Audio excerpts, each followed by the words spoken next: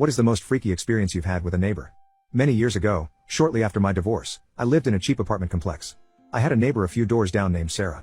We'd usually bump into each other in the parking lot when she was out for a jog. She was very attractive, so I tried to chat her up any chance I got, but she never showed any interest more than just being friendly.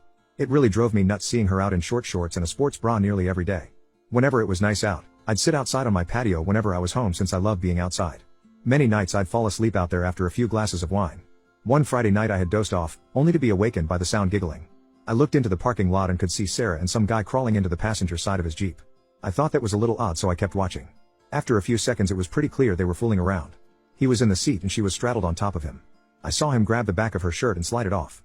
Sadly her back was to me, so I couldn't see the good side. A little bit after that I see her shifting around and then his hand grabs the back of her pants and starts pulling them down. She had a killer ass and it was now only a few inches from the windshield in clear view. As she spread her legs to straddle him again, I could then see everything.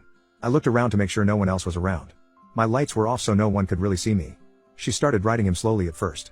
She turned and leaned over to kiss his neck and I could now see one of her breasts jiggling. She had a killer body and I was extremely turned on. She then started riding him faster. I could see her little ass bouncing up and down. I couldn't take it anymore and reached down to relieve myself. A few minutes later they finished shortly after I did.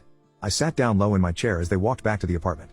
I closed my eyes in case they saw me, but thankfully they weren't paying attention. From that point on I made sure to give Sarah a big smile every time I saw her.